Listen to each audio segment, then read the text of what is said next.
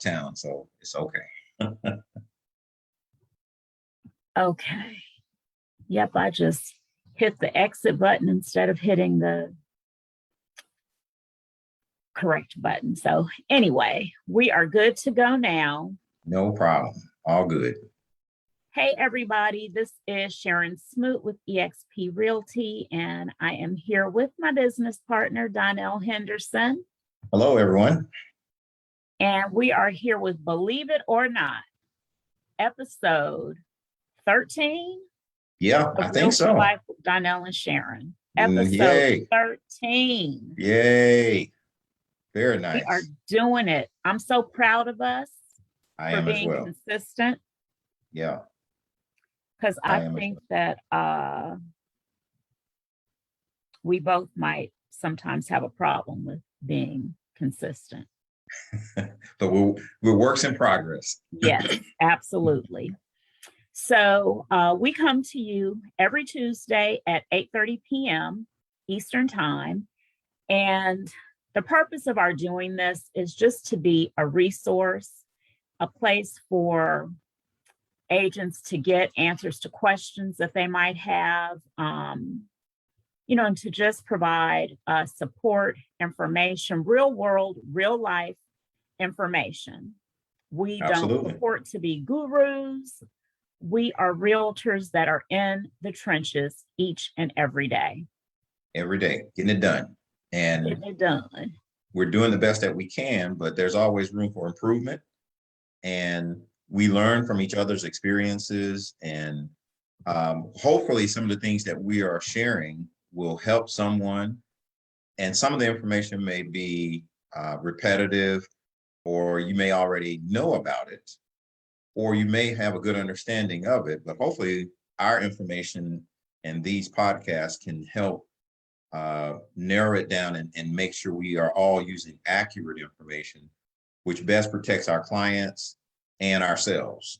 The worst thing we can do is believe that we're doing something correctly and then later find out that it's incorrect, and it could find out the hard way. Find out the hard way. That is not where you want to find out. So it's better to find out now in a calm setting and then make appropriate corrections. Yeah. And sometimes we think that we know something or that we understand something. And it's not until someone presents it to us in a different way, or a circumstance arises when we're representing a client. Mm-hmm. And then we realize, oh, shoot, maybe I didn't understand this particular concept as well as I thought I did. Yeah. And so we want to just shed light on various issues. And each week when we come to you, we are talking about, for the most part, things that we have experienced or things that some of our fellow realtors and real estate agents have experienced. Mm-hmm. And tonight's topic is a perfect example. So I'm just going to go ahead and present the scenario, I'll call it, and then we will dive right into, breaking it down and dismissing some incorrect notions. Mm-hmm. And one thing that I do want to preface tonight's discussion with is that the information that we're sharing with you tonight should not be taken as the be all end all. Right. Each situation is different, and there might be particular facts that would have an impact on the final result. Right. And so what we're talking about tonight is a very specific example, and we don't even know all the facts of this situation. So I'm just presenting the facts that I am privy to, and we're just going to, dive in and kind of go off on tangents, like dealing with what ifs. Mm-hmm. If the situation is what you presented, but. Right. And then just add different facts different hypotheticals to it and discuss that. Yep. So we're Sounds good. dissecting the due diligence period tonight. That's a big one. And a couple weeks ago, I saw in one of the Facebook groups that I'm in a question, and the fact pattern was something like this. A young agent was representing a buyer, and they had gone under contract on a particular home. The contract said that the due diligence period would be 0 days. She scheduled the home inspection with the listing agent, who presumably ran it by the seller to make sure that, the date and time was okay, or that she was aware of the date and time that the inspection was going to occur. The agent, her buyer, and the inspector showed up on the appointed day at the appointed time, and the seller would not let them into the house. And she had a whole bunch of excuses. Mhm. Number one, they didn't look like inspectors. So how did she know that they were actually inspectors? And I don't know, what kind of look she thinks an inspector should have, but, that's neither here nor there. Yeah. Number two, some houses have been broken into recently, and she was afraid that they were just there to case her house. Even though they asked her if they could come And in. presumably her agent had notified her that they were going to be there on a particular day at a particular time. Mm-hmm. So the buyer came away naturally with a bad taste in her mouth. And she said, forget it. I want to terminate the contract. Mm-hmm. So the question that the young lady posed was, since pursuant to the terms of the contract, the earnest money wasn't even due yet. I think they had like a 5-day due diligence period, and they were maybe on day 2. Since the earnest money wasn't due yet, and I think she said that it was due within 5 days of the binding agreement date, Mm-hmm. could she terminate the contract and not have to worry about earnest money? Okay. And the very first response to the question was, no, you can't do that. The earnest money belongs to the seller. And Donell, I was like, Hold up. hold up, wait a minute, let's pump the brakes. Yeah. And it's like, okay, you didn't even ask any questions. There were certainly some gaps Yes. in the scenario as presented that I Mhm. felt needed to be filled in before you could even begin to give an answer to the question. Exactly.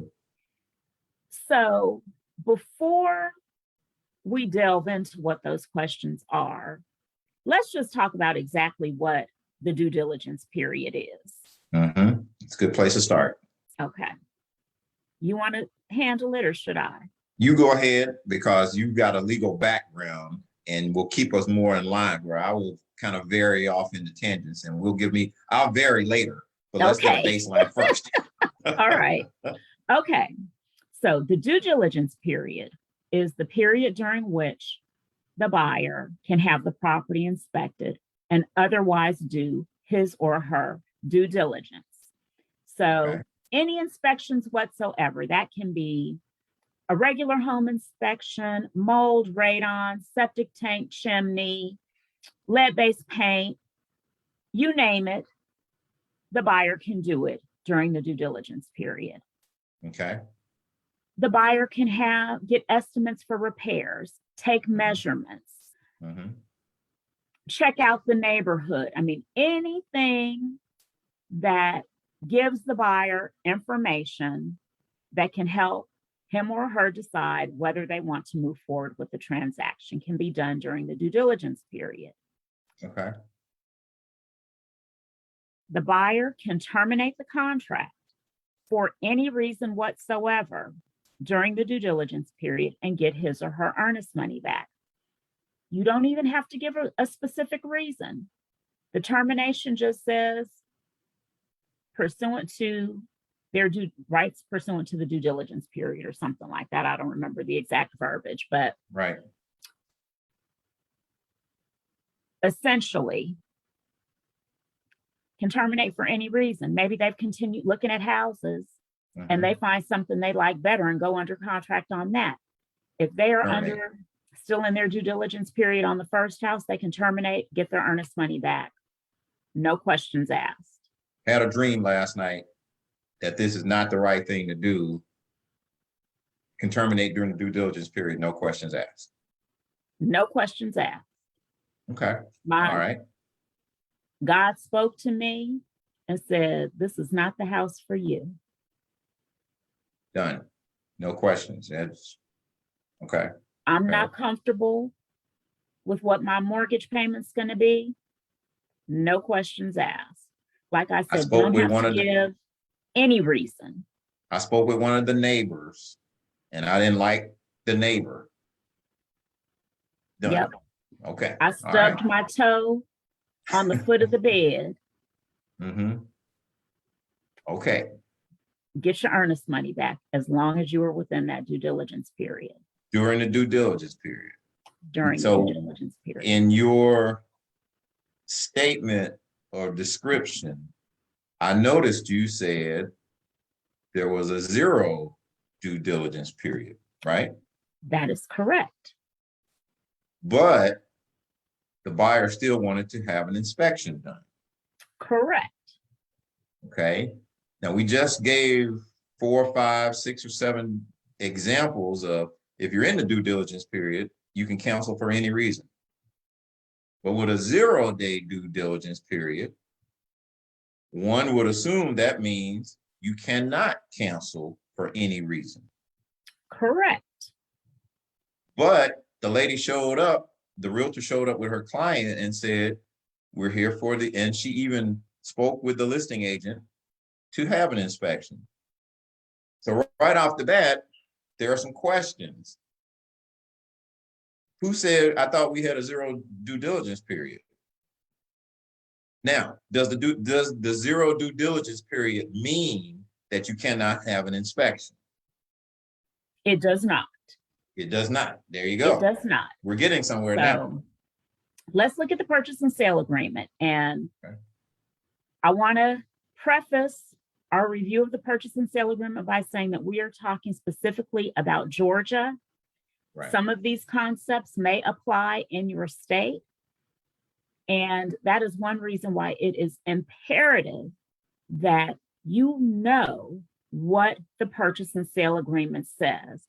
Any document that you are asking a client to sign, you need to know what it means, what it says, and what it means. And you need to be able to explain to your clients the implications of doing X versus Y, having a 0 days due diligence period versus having a 3, 4, 5, or 10 days due diligence period. Right. You need to be able to explain to them what the consequences are of presenting an offer that has a 0 days due diligence period versus 2 or 3, 10, whatever days due diligence period. So to answer your question again, Donell, just because the purchase and sale agreement says that the due diligence period is 0 days does not mean that the buyer doesn't have the right to inspect the property. So I am going to do a screen share so that we can look at one specific provision of the purchase and sale agreement. And we're not going to spend a whole lot of time on it, but I do want to just cover this because it is so important. And this is paragraph B8A, right to inspect the property. And Donell, what do I always say? I hate when people read to me, but guess what? We need some reading done to us today, because I think this is important to see and hear. What does the actual, statement say? Because this is going to govern us. Right. So it says, right to inspect property upon prior notice to seller, buyer and or buyer's representatives, and that means any inspectors, interior decorators, whoever, shall have the right to enter the property at buyer's expense and at reasonable times, including immediately prior to closing, to inspect, examine, test, appraise, and survey property. This right to enter shall include the time period after the end of any due diligence period to, among other things, and without limitation, meet contractors and vendors, measure for renovations, and confirm that any agreed upon repairs have been made and the property otherwise remains in the same condition. Seller shall cause all utilities, systems, and equipment to be on so that buyer may complete all inspections. Buyer agrees to hold seller and all brokers harmless for all claims, injuries, and damages relating to the exercise of these rights, and shall promptly restore any portion of the property damaged or disturbed from testing or other evaluations to a condition equal to or better than the condition it was in prior to such testing or evaluation. If buyer is concerned that the property may have been used as a laboratory for the production of methamphetamine or as a dump site for same, buyer should review the National Clandestine Laboratory Register, Georgia, at www.dea.gov. Okay. So that's a lot, Sharon. That's a lot. But it's one thing. As you were reading, you did a fantastic job. But I picked up on one thing that I believe is going to be key in what you just stated. And that is the phrase, let's see, this right to enter shall include the time period after the end of any due diligence period to, among other things, here's the key, and without limitation, meet contractors, vendors, blah, blah, blah, blah, blah, blah, blah. What I gather from- ding. You get a gold star. That, to me, without limitation, is the key. So when the seller said, stop, I'm not going to allow you entry because you don't look like an inspector, you don't smell like an inspector, I don't like your car, I don't like your perfume or your cologne. Without limitation, to me, I interpret that to mean you can't stop me if we're under contract. I have the right to inspect the property, period, regardless of the number of due diligence, days of due diligence. Right. And Donell, I think that the first part of the sentence is even more important than that last part of the sentence. The right to enter shall include the time period after the end of any due diligence period. So if the due diligence period is 0 days, the right to enter still exists. Correct. So I'm going to stop the screen share. So when I read that response that said, oh, the earnest money is the seller's, I'm like, oh, wait a second. No, it is not necessarily, and I am not the final arbiter. But if I were that young lady, that young agent, my argument would be that the seller was in breach for refusing to allow entry into the property for the inspection. Right, I would agree. The follow-up would be, and because the earnest money wasn't even due yet, we're going to terminate the contract due to the seller's breach. And there is no earnest money to be distributed to anybody. And if the seller wants to put forth an argument that she's entitled to the earnest money, then let her do that.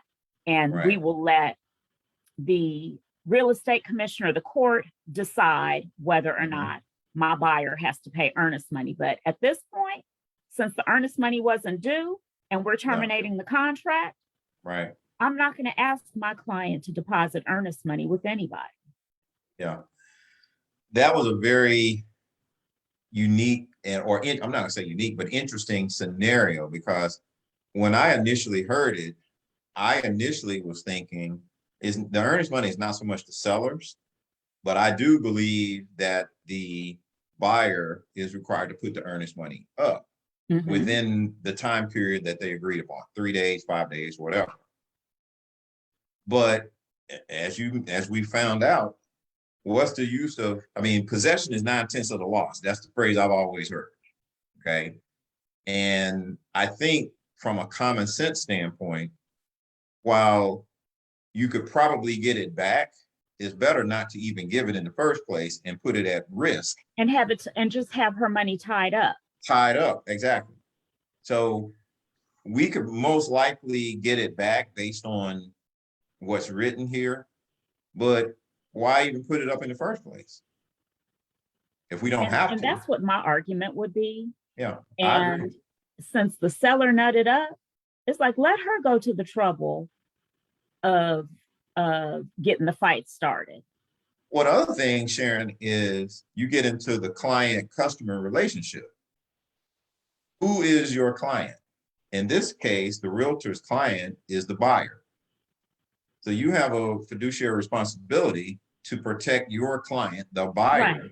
And not worry about what's going on. Not worry about the seller. Let her agent worry about that. Exactly. So I agree. I mean, I don't think the person that made the first statement, it's the seller's earnest money. No, that's not necessarily true. It's the seller's earnest money after certain things have happened. But if those certain things don't happen, it's the buyer's earnest money, actually. Right. And if the seller breaches the contract before the earnest money comes due, right. When I put on my legal hat, it just makes sense that we're terminating. That termination stops both parties' obligations under the contract. Right. And so if the earnest money wasn't due until the 5th day after the binding agreement date, and we're terminating on day 3, then there's no point in paying any earnest money. Right. There's no live contract under which that earnest money would be due. Right. That's a good point. And that's just me. I could be wrong. Yeah, but I think when earnest money is presented, certain things can happen for or against it that will affect it. And in this case, the first thing that we see is that without limitation clause has been breached right off the bat. And that's something that the seller— right to enter clause has been breached. Right, exactly. So, after a breach, it's up to the buyer who has the earnest money to make a determination. Do I continue to move forward and ignore the breach or overlook the breach and continue? Or do I have the right to stop things where they are now? Right. But again, that's, to me, is just like we're interpreting this one way. Who knows how the real estate commission will interpret it? Because they may have more facts. More facts may come out. Yeah. I think the point that we're one of the points that we're trying to make is be very careful. Exactly. And so that's a perfect segue into understanding the position that you're putting your client in when you put 0 days due diligence period. Because what that says is that the buyer can't terminate the contract for any reason.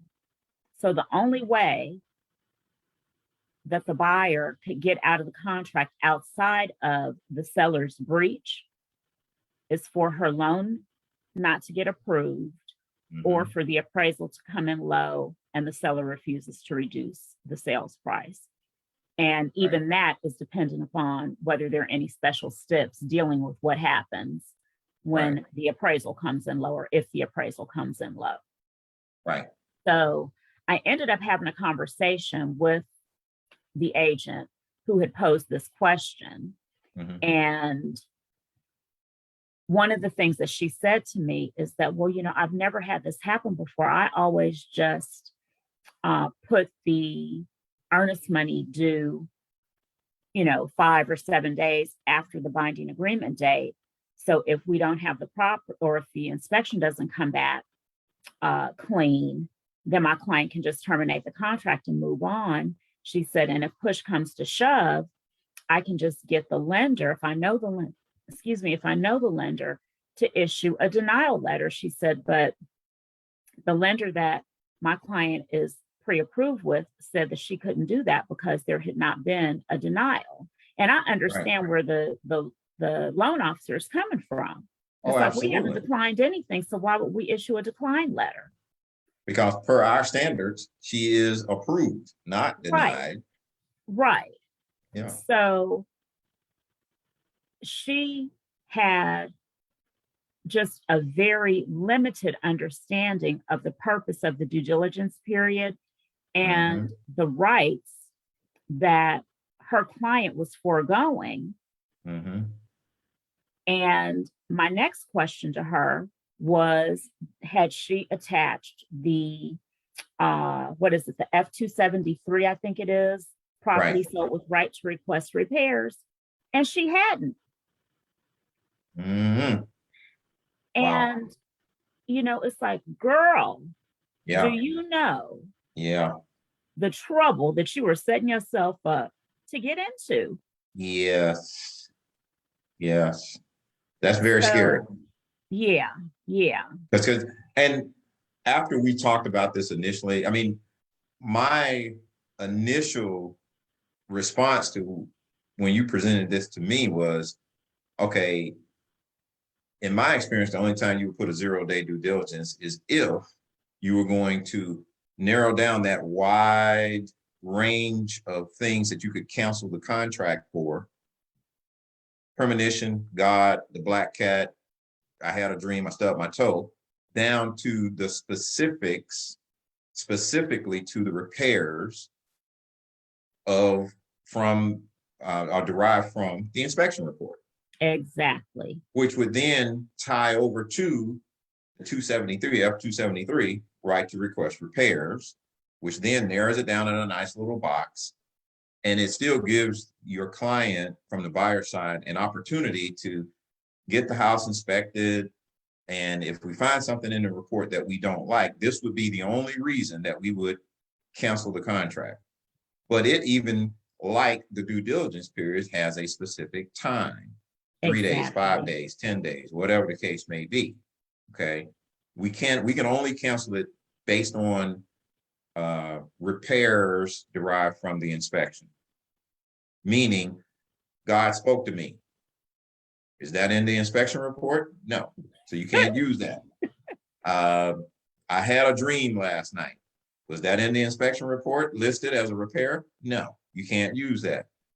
The roof has, tree damage and a limb sticking out of it. Was it in the inspection report? Yes, it was. Oh, we can cancel for that if we so choose. Right. When I initially heard this, I assumed, well, Sharon, no big deal. I'm sure she used the F-273. She did not. So what that tells me is that they're basically saying we're going to buy the house as is. Exactly. Okay. Now Exactly. we later talked about it, and I think, and correct me if I'm wrong, she eventually said, well, we're not necessarily looking to get repairs. And we had a discussion. There could be a situation where the person says, I'm not necessarily looking to get repairs from the seller. We don't care about that, i.e. an investor. An investor, they buy houses all the time that they're not going to ask for those repairs, but they want to be competitive in the bidding process. So if everybody else has 3 to 5 days due diligence, we're going to put 0 days due diligence. That makes our offer look a little bit better. But like you said, we don't know all the extra information specific to this scenario. So I just think if you got a 0-day due diligence and you don't have anything about a right to request repairs, you're basically saying, I'm going to buy it as is. Now, if that was the intent, okay, It fine. wasn't, not with this, not But in this scenario. yeah, She just felt like she could do a 0 days due diligence period. And if the earnest money was due far enough out into the future, and her client decided that, there was just too much wrong with the house, that she could just terminate the contract and get the earnest money back. But but that's they're not two how that separate works. things. They're two Yeah, separate things. yes, yes. She's using the time period for the earnest money As a due as diligence period. the due diligence period. Yeah. I hope that works or worked out for her and her client. Well, I haven't followed up with her to see how things have worked out, but I will tell you that she had no idea what the F-273 said. And so I explained to her that it gives the buyer an opportunity to have the property inspected Right. within a certain number of days of the binding agreement date, and that it gives the buyer an opportunity to request repairs, and that if the buyer and the seller have not come to an agreement within a specified period of time from the binding agreement date, and the buyer has not terminated the contract, that the buyer is deemed to be purchasing the property as is. Sure. And that if the buyer elects to terminate the contract, he or she can get their earnest money back. Right. Right. And Understood. she was like, oh, well, yeah, I guess I need to start using that. And it's like, yeah, you do. You think? Yes, you might. Otherwise, your realtor career will be very short Yeah. and Yeah. could be costly. Costly. Yes. Yes. They're going to make you pay to suspend you. Yeah. That's not, and that's one of the things why we do what we do. Yeah. Because she's clearly not a bad person. She's just uneducated in process. Yeah. And because of the way, if things work out all the time, okay, fine. But she's flying But with it's that one without a time seatbelt. when something doesn't work out. Yeah. It only takes one time.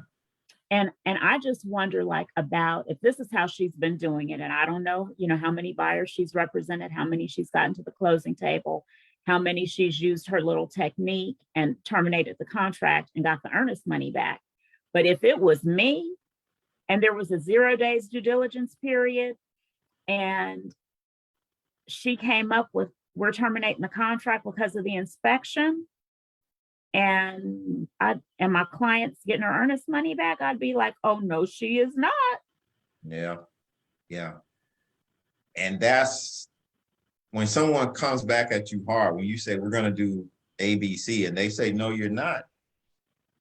To me, that quickens my heartbeat because it makes me think, okay, what did I miss? And why are you saying no, we're not? Because clearly you know more than I know. Or you think you know more. Or you think you do.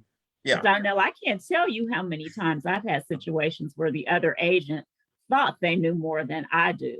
Right. And I think, I have it in my signature line. I don't know if some people just don't know what it means, but ESQ, Esquire. Yeah. And it's like, see, you're going to make me have to go back to my mean lawyer days. You gotta pull them out. I'm gonna have to. And it's not to say that you're always right, but the odds are if you've got, Esquire behind your name, you probably have been trained to read contracts and understand what they are really saying and the intent. And probably you pay a little bit more attention to detail than some of us. And how to, for lack of a better word, massage some of that language in my client's favor. Right. Because that paragraph B, 8A, it doesn't specifically say what happens if there's a 0 days due diligence period. So you've Right. got to be able to, read between the lines and say that in this situation, there's a 0 days due diligence period, but that doesn't mean my client can't inspect the property. Right. Right. But So, Sharon, this goes back to one of our previous podcasts that, we can get in a routine from a convenience standpoint or an expediency standpoint, in that I got to get this thing signed as quick as possible so I can get it under contract, and then we move on. And let's just sign here, sign here, sign here. And the client, most people buying a house, especially first-time home buyers, are trusting that you, the agent, know what you're doing, and you're telling me to sign here. So I'm not going to read all this stuff because I'm trusting you as the agent, the trusted advisor. So when I sign it, yes, I should read it as a client, but I trust you. So I'm just going to go on and sign it and believe that my earnest money is protected, and you're going to make sure I walk through you're going to alert me if there's dangers and so on and so forth. In this case, she is putting not only herself in danger, but her client, more importantly, the client, in danger. yeah, I mean, definitely jeopardizing her client's earnest money. Yeah. And that's scary. And I think too, like in this era of e-signing, that kind of takes away the opportunity to sit down face to face with your client and go over the contract. And, I say to my clients, here, please review an e-sign. If you have any questions, let me know. If you prefer to get together on Zoom and we go over the contract paragraph by paragraph, let me know, and we can do that. And I'm going to tell you that 99.9% of them, they just want to sign it. They don't want to go over it. Right. Right. And I think also, Sharon, in this day and age right now, with COVID-19 maybe plays a part in it, but the bigger issue, I think, is because the market is so competitive, you want to go in and get things under contract as quick as possible. Yes. And, I get that. I just found out about that F-273 a few months ago.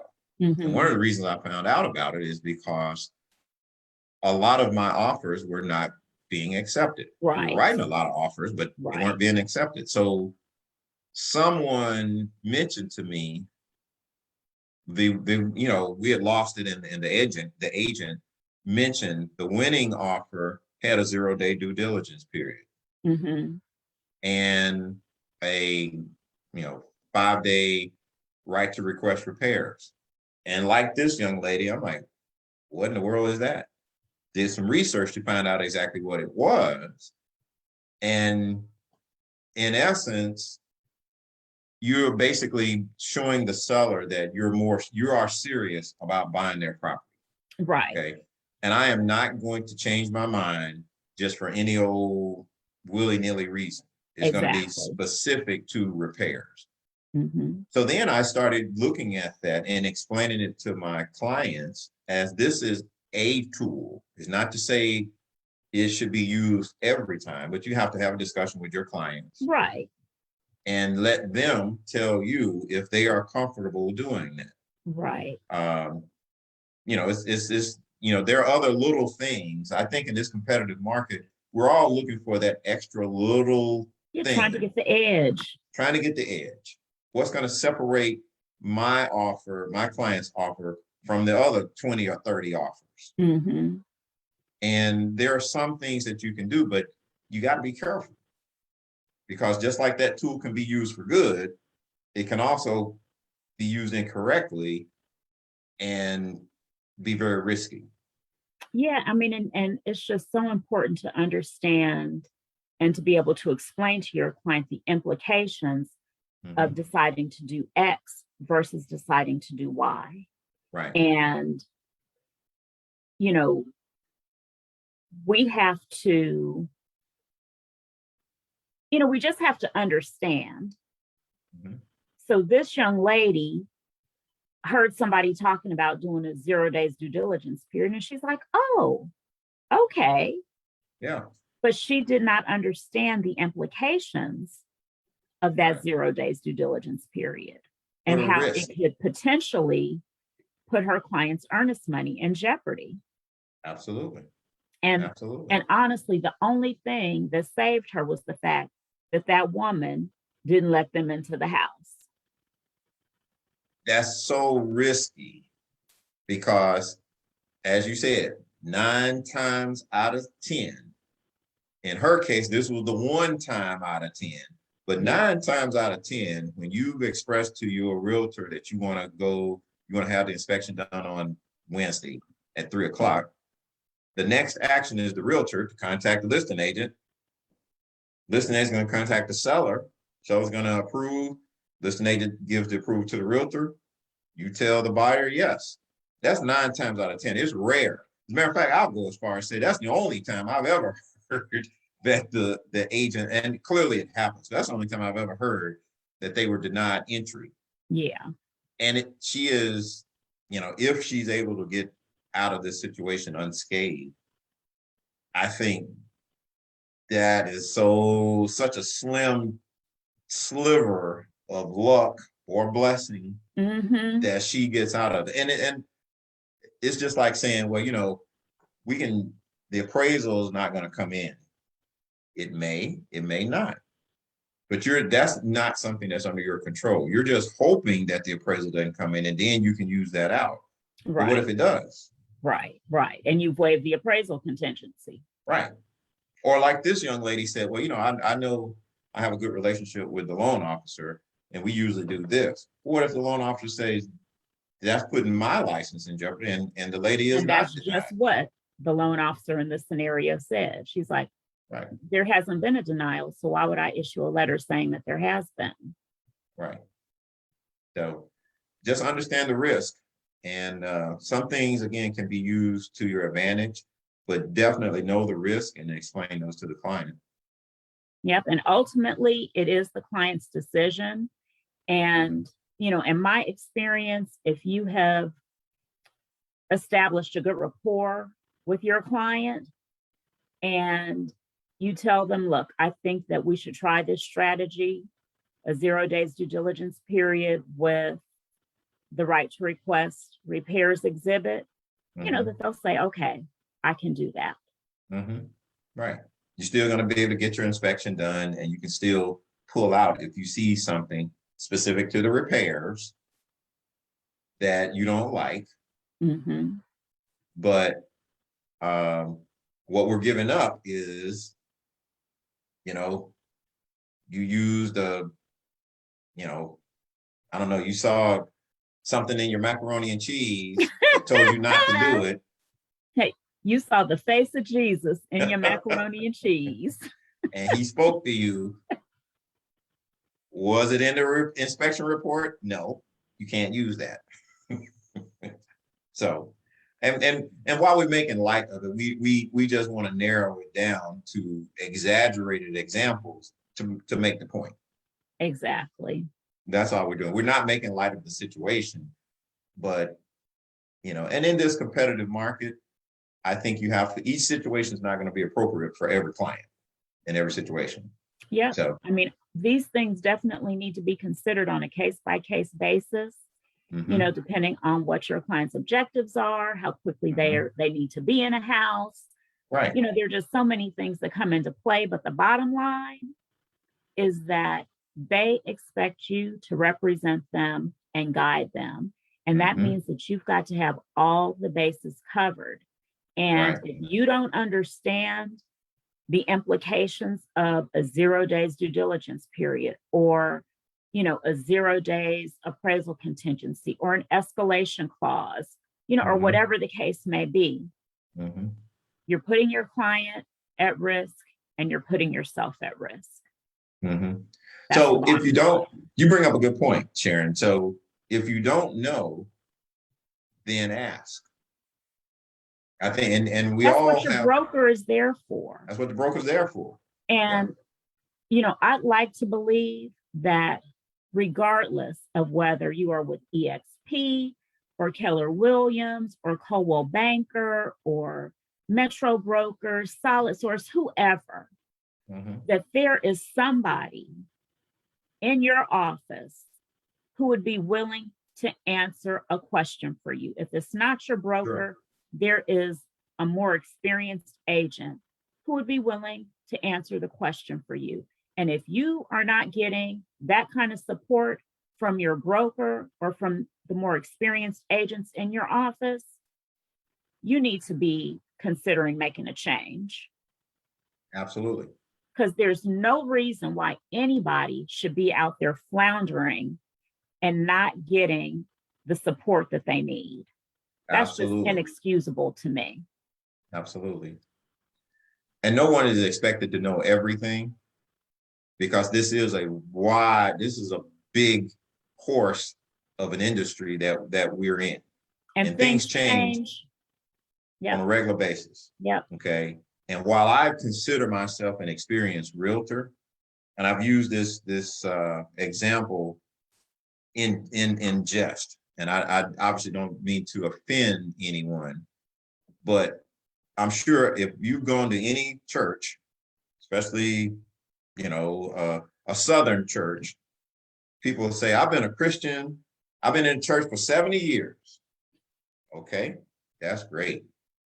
But that doesn't mean that you are the best Christian or that you know everything about the Bible or anything. It just means that you've been going to church for 70 years. Oh, Donell, I have met some of the meanest people in church. They're there warming that bench every Wednesday, every Sunday, and they are so mean and evil. So I know exactly what you're saying. Is, and like one of my mom's favorite sayings is that you can have 1 year of experience 20 times or 20 years of experience one time. And there's some people who have been in this business or any other profession for 15, 20, 30 years. And it seems like they just started a year ago. They don't know, excuse my French, shit about shit. Simple as that. And then you have agents who clearly, and people in other professions as well, other walks of life, who demonstrably have acquired a whole breadth of experience and knowledge based on their 15 or 20 or 30 years or more in the industry. Absolutely. So, absolutely. And that's you and me. Absolutely. Definitely. Well, that's kind of where I was going with that. You've been in the business a lot longer than I, and I believe that I give good service, if not, in my opinion, the best service. Oh, I think you give great service. Thank you. I know, for the most part, what I know.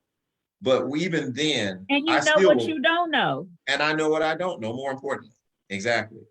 But even in a situation where I believe this is the way, this is what this means, this is the way it's going to go, blah, blah, blah, blah, blah, I still will run it by you, Sharon. Can you listen to this and give me your opinion? Okay. And a lot of times, and because you're more accessible than the broker, you will say, yep, I interpret that the same way. Right. Okay. Right.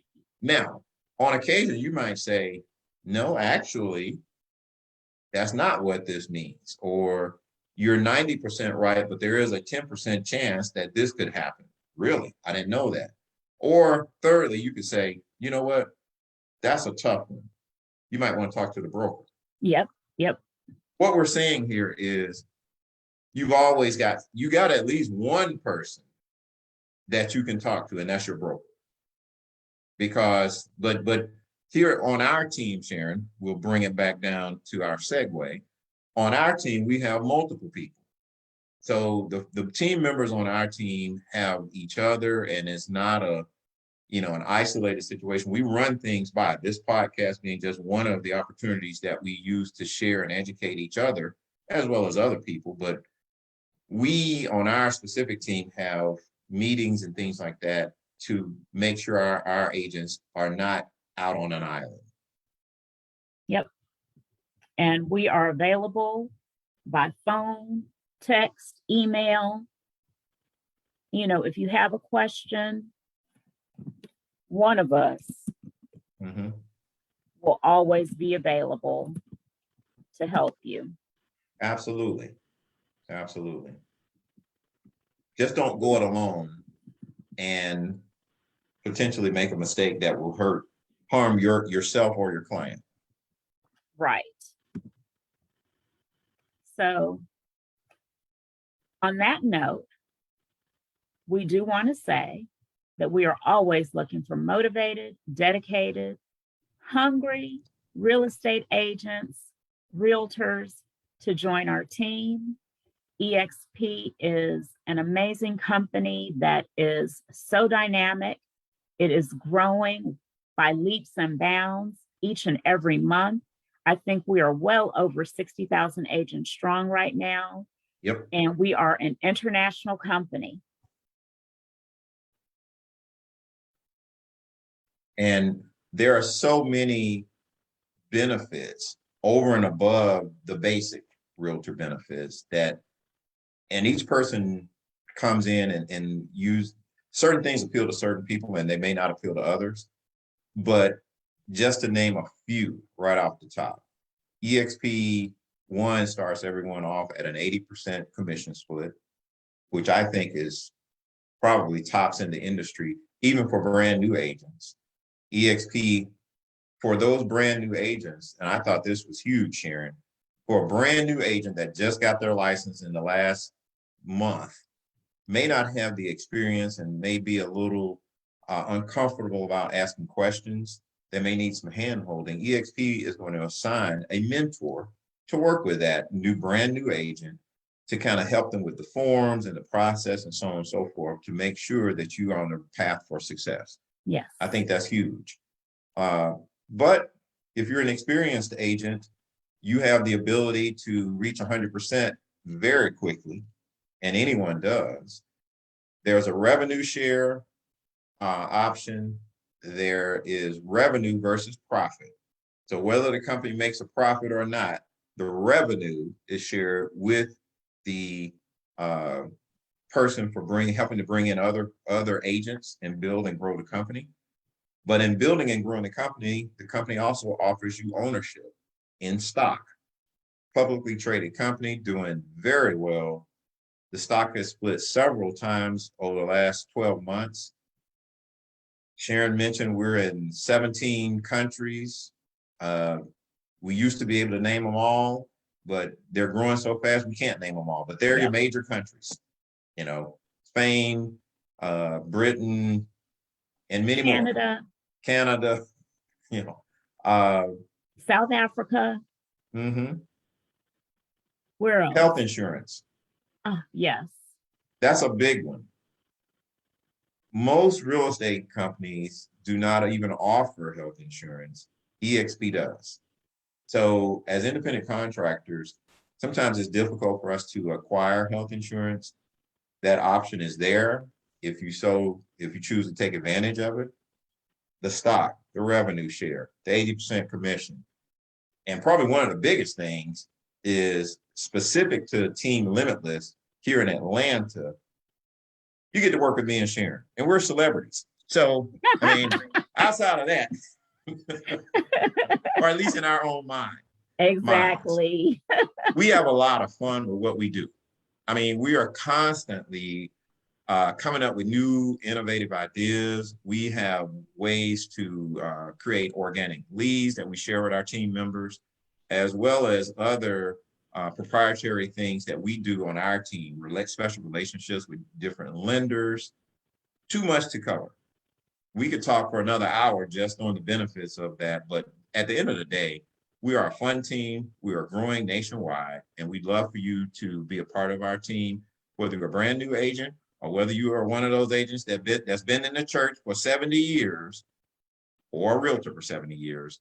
You are welcome to join us. We welcome everyone all across the world to join us here at EXP Team Limitless in Atlanta and be a part of the legacy group overall.